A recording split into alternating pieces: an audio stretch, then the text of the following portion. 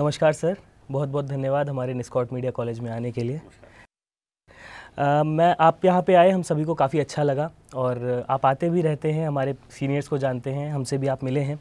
आज हमारे साथ नए बच्चे जुड़े हैं, तो अब उनको आगे आप ही के अनुग्रह में आगे बढ़ना है, आप ही की शिक्षा से। तो जैसा कि हम सभी जानते हैं कि आप मीडिया बैकग्राउंड से हैं, तो सर आप निस्कॉट मीडिया कॉलेज के बारे में आप 2-4 शब्द बताना चाहें तो बताइए।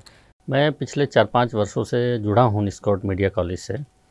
4-5 वर्षों से क्या, जब से डे 1 से कॉलेज शुरू हुआ तो इसके पैनल में यानी इंस्पेक्शन पैनल में मैं ही था और मैं बहुत खुश होता हूँ, बहुत हर्षित होता हूँ जब यहाँ आता हूँ। यहाँ की फैसिलिटीज़ देखता हूँ, यहाँ के स्टूडेंट्स की एक्टिविटीज़ देखता हूँ, कितना एक्टिव वो रहते हैं। और मैं इसका श्रेय निस्कॉट कॉलेज के मैनेजमेंट और यहाँ के जो प्राध्यापक हैं, शिक्षक हैं, उनको देता हूँ। निश्चित रूप में ये एक भविष्य में उभरता हुआ कॉलेज है और भविष्य इसका है। बहुत बहुत धन्यवाद सर, और हम सभी चाहते हैं कि ऐसा ही आगे हो हमारे निस्कॉट मीडिया कॉलेज के साथ में। तो सर, जो बच्चों आजकल के जो बच्चों के साथ में दिक्कत है, जो परेशानी है वो ये है कि फोकस जो एक केंद्रित रहना चाहिए अपनी पढ़ाई से लेकर के, अपनी ईमानदारी से लेकर के, उससे भटक जाते हैं। उनका जो ध्यान है वो केंद्रित रहे। जैसा अभी हम प्रोग्राम में थे तो वहाँ शीतल राजपूत जी ने भी कहा, मैं भी हमेशा कहता हूँ इस बात को, बहुत सारे महापुरुषों ने भी इस बात को कहा है अपने देश के। संकल्प में कोई विकल्प नहीं होता। आपका जो टारगेट है उसमें कोई ऑप्शन नहीं। अगर आप किसी के लिए कोई काम कर रहे हैं, कहीं कोई काम कर रहे हैं, आप पढ़ने आए हैं, आप पत्रकार बनने आए हैं, तो निश्चित रूप में आपके पास कोई विकल्प नहीं है और आप अच्छा काम करेंगे तो जाने जाएंगे। एक चाय बनाने वाला, चाय बेचने वाला आदमी प्रधानमंत्री बन सकता है, एक हॉकर देश का राष्ट्रपति बन सकता है। तो मैं निश्चित रूप में मानता हूँ, बहुत आशावादी व्यक्ति हूँ, बहुत पॉजिटिव रहने वाला व्यक्ति हूँ, एकेडमिक से जुड़ा हूँ मीडिया के। तो मैं निश्चित रूप से मानता हूँ कि व्यक्ति अगर अपने कर्म को ठीक से करेगा, कर्म प्रधानता अगर उसके मन मस्तिष्क में रहेगी, तो निश्चित रूप में वो शिखर को छुएगा। सारी चीज़ का आधार जो है वो ईमानदारी है जी। तो आपके अनुसार इस महामारी से जो मीडिया उद्योग में जो चुनौतियाँ और जो अटकलें आई हैं वो कौन सी हैं? वो सबसे मुश्किल समय मीडिया के लिए ये जो था, इसमें क्या चुनौतियाँ रही थीं?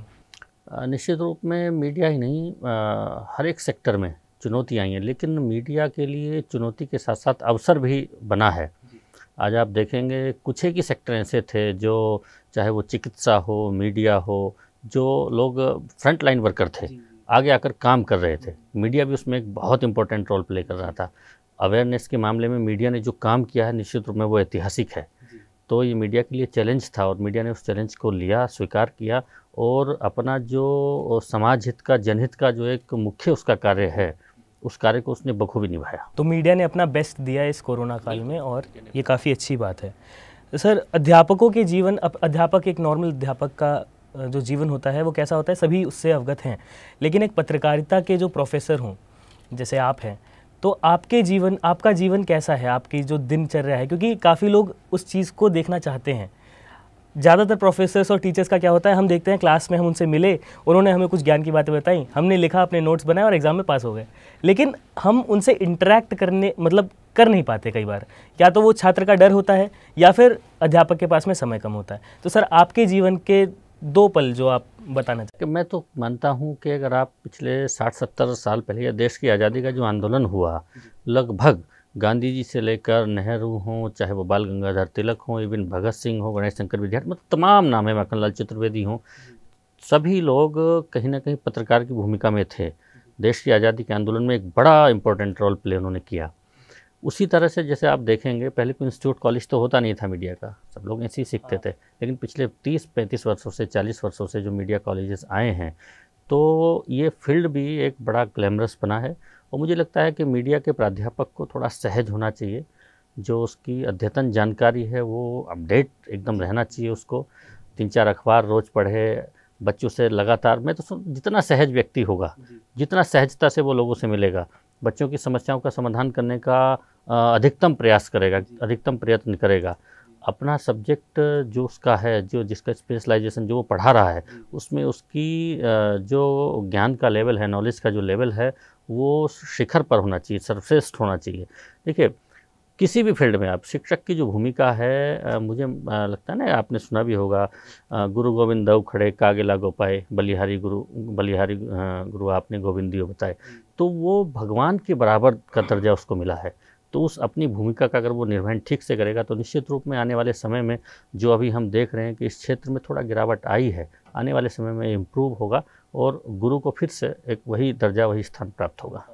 इससे आगे बढ़ते हुए आजकल का जो, आप भी शायद सोशल मीडिया पे एक्टिव होंगे, फेसबुक, व्हाट्सएप, इंस्टाग्राम, यूट्यूब, तो आजकल का युवा सबसे ज़्यादा अपडेटेड रहता है। वो कुछ भी खाना खाने से पहले तो पहले तस्वीर लेकर के उसको फेसबुक पे डालते हैं कि हम तो ये अच्छा अच्छा खा रहे हैं। तो इसी के साथ साथ लेकिन हमें जैसे देखने को मिलता है सोशल मीडिया पे फेक न्यूज़ का जो एक चलन हो गया है कि जिसके मन में जो कुछ भी आ गया, हमारे पास फ्रीडम ऑफ एक्सप्रेशन है, हम बोल सकते हैं, हमारे पास आज़ादी है, लेकिन इसी के चलते सोशल मीडिया पे जिस प्रकार से फेक न्यूज़ फैलाई जाती है और उससे जो युवाओं के मन के अंदर जो मतलब जो उनका ब्रेन वॉश किया जा रहा है, एक प्रकार से एक पोलराइजेशन चालू हो जाता है किसी भी बात को लेकर के। एक बात के दो पक्ष तैयार हो जाते हैं और वो सोशल मीडिया पे आपस में उस पर लड़ते हैं। उससे फ़र्क नहीं पड़ता कि वो न्यूज़ जो है वो फेक है या रियल है, वो उन्हें बस लड़ने से एक मतलब हो जाता है। तो युवा इस चक्कर में काफ़ी ज़्यादा गिर चुका है क्योंकि ये सब कुछ डिजिटलाइज है और नेट जो है आज के समय में काफ़ी ज़्यादा सस्ता है। अधिकतर लोगों के पास में मोबाइल फ़ोन हैं, लेकिन इसका जो दुष्प्रभाव पड़ा है युवाओं पे फेक न्यूज़ का, इसको कैसे सुधार सकते हैं? मुझे लगता है कि ये जो जिम्मेदारी है, ये हम लोग की जो पीढ़ी है या जो आने वाली पीढ़ी है उनकी ज़्यादा है। फिर भी एक इसका दूसरा पहलू मैं बताता हूँ आपको। हम लोग इसको अपने सिलेबस का, अपने पाठ्यक्रम का हिस्सा बनाएं। जैसे हमने अभी अपने सिलेबस में एक पेपर इंट्रोड्यूस किया है मोरल वैल्यूज़ का। तो इस तरह की चीज़ें हम अगर फैक्ट्स पर जब बात करते हैं, आपने जब मुझसे प्रश्न पूछा कि तमाम ऐसी खबरें सोशल मीडिया पर घूमती हैं, तो निश्चित आजकल तो फैक्ट चेकिंग के बहुत सारे प्लेटफॉर्म हैं, गूगल के भी आप जानते ही हैं। तो उनको चेक करने के साथ साथ, लेकिन दूसरा जो पहलू मैंने बताया कि हम वो इथिक्स पढ़ें, वो सिद्धांत पढ़ें, वो मॉरल वैल्यूज़ की बातें हम सीखेंगे, समझेंगे सिलेबस के दौरान, तो मुझे लगता है कि ये समस्या का समाधान वही है। हम फैक्ट चेकिंग के कितने भी फार्मूले लगा लें, कितने भी ऐसे इक्विपमेंट्स ले आएँ, कितने भी ऐसे प्लेटफॉर्म ले आएँ, लेकिन जब तक हमारे जो मन की स्थिति है वो परिवर्तित नहीं होगी तो ये समस्याएँ आएंगी।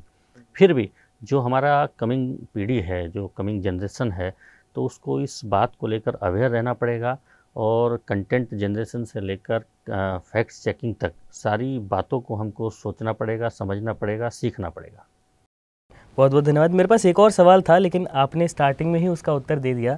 सवाल मैं बता देता हूँ कि कल की पत्रकारिता को आकार देने के लिए मीडिया में एक शिक्षक के पास क्या कौशल होना चाहिए, तो ये आपने, मेरा जो जवाब है ये आपने पहले ही दे दिया था। रूप से वो तो मैंने क्या कहा कि जो भी मीडिया से जुड़ा हुआ, चाहे वो शिक्षक हो चाहे वो छात्र हो, जितने भी स्टेक होल्डर इस फील्ड से जुड़े हैं, इस प्रोफेशन से जुड़े हैं, उनको अपडेट रहना ही पड़ेगा, अपग्रेड रहना ही पड़ेगा।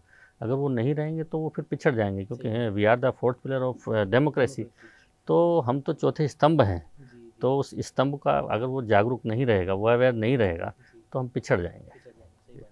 चलिए सर, बहुत बहुत धन्यवाद, आपसे बात करके अच्छा धन्यवाद। लगा। मैं पुनः मीडिया निस्कॉट कॉलेज का हृदय से आभारी हूँ। उन्होंने मुझे यहाँ बुलाया, आज ऐसे अच्छे प्रोग्राम में मुझे आमंत्रित किया, वहाँ बोलने का अवसर दिया, और मैं आशा करता हूँ, ये अपेक्षा करता हूँ कि निस्कॉट मीडिया कॉलेज अपनी ऊंचाइयों को छुएगा और भविष्य में अच्छे पत्रकार पैदा यहाँ से होंगे। बहुत बहुत धन्यवाद।